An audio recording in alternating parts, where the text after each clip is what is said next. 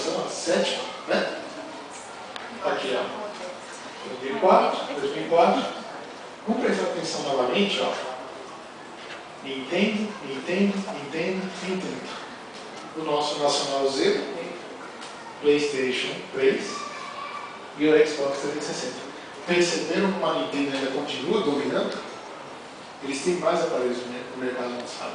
Tá certo que são concepções, que é o DS, o DS Lite e o DSi, para ver com câmera. Mas eles continuam mais no mercado.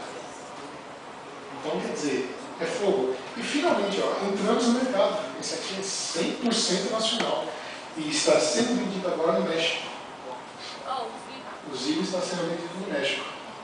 100% nacional, programadores brasileiros. Isso aqui é o nosso primeiro passo na entrada dos mercados. É realmente um visível, mas muito agradável, né? Daqui, a gente vai tirar uma lição muito interessante que conta que lucro, que conta que experiência das empresas. Vocês perceberam que na quinta geração é um monte de aparelho? O quanto que se diminuiu isso? Não adianta você lançar muita coisa, você tem que ter mercado, você tem que ter quem consuma. Não adianta eu lançar um para 10 pessoas comprarem, eu tenho que lançar um para milhões comprarem. Essa aqui é a coisa. E as grandes empresas, elas começaram a pegar os bons programadores e trazer eles para dentro. Vem para a minha empresa, vem para a minha empresa. E formaram isso aí. O que todos os aparelhos dessa geração têm em comum? Vocês imaginam? Todos eles têm em comum. Pensa um pouco. Não foi não é. Mas tem só jogos? Números casuais? Quase lá. Conhece um pouco mais. Menos preço? Não. Por sinal, eles são caríssimos. Mas qualidade? Também. O que isso significa? 3D. Interação. Interação. Sociabilidade. Hoje eu jogo com um amigo meu dos Estados Unidos, jogo com um cara que eu conheci em Portugal, jogo com um cara que eu conheci por causa das redes sociais, internet ligada ao videogame. Todos eles têm aquele comum. Ou seja, desde o DS até o Zero, são todos ligados na net. Se você pega o Xbox, aquilo é uma forma de sociabilidade super ferrada. Tem estudos sobre essas redes. Eu faço parte do portal Xbox, hoje está com 64 mil pessoas. Então eu tenho um amigo em Portugal, eu tenho um amigo nos Estados Unidos, eu tenho um amigo que está no Chile, eu tenho um amigo que está... Até minha esposa reclama às vezes, porque quando a gente vai num lugar, tem que sempre alguém referente ao videogame que eu conheço.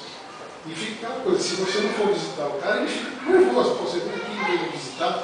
Então esse é o potencial desses meios novos. Sociabilidade. Vários são os estudos sobre jogadores que jogam em redes. Sendo essas de videogames, eu conheci os jogos de PC. Provando que a integralização social que vem dos games é uma comunidade forte e crescente no mundo. Isso aqui é muito sério. Não existe mais linha nos países. Quando você está jogando, se você está jogando lá, você não sabe de onde, cara. Você sabe que o cara dos Estados Unidos não quer ele falar inglês. Fora isso, você arruma amigo que está cantando mundo. Isso é muito bom. E, seguindo o tempo, as vendas dos aparelhos ainda estão pequenas do alto preço. Xbox, PlayStation 3, até o Wii, mas ainda são muito caros.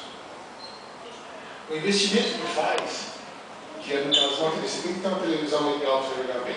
Você não vai jogar um Gears of War, um Killzone 2 numa televisão de tubo, né? Você até joga, mas você não sente a mesma coisa. Você precisa ter uma televisão de plasma e CD para ficar bem feliz, né?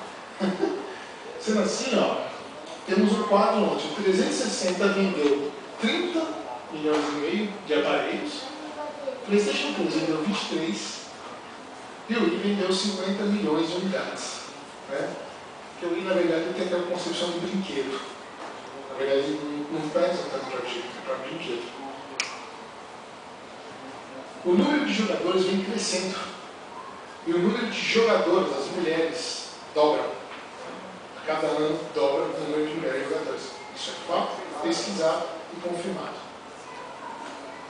Nessa linha do tempo que fizemos agora, para finalizar, analisar, o videogame passou de 2 KB para 50 GB. O PlayStation 3 armazena 50 GB no seu computador. O sistema de som passou de canais de som, por exemplo, para trilhas sonoras de filmes. Agora, olha só, antigamente para se produzir um jogo, podia-se contar com 4 pessoas. Programador, diretor de som, diretor de imagem e produtor. Hoje em dia, um jogo como GTA 4 tem mais de 150 pessoas.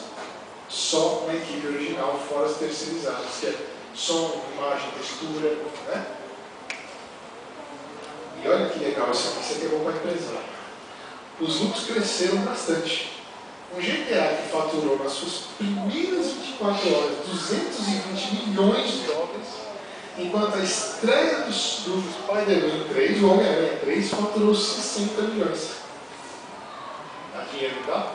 Na outra comparação com o GTA também, Jurassic Park 2, do Steven Spielberg, custou 500 milhões de dólares e faturou na primeira semana 17 milhões e meio de dólares. GTA custou 80 milhões e faturou 220 milhões.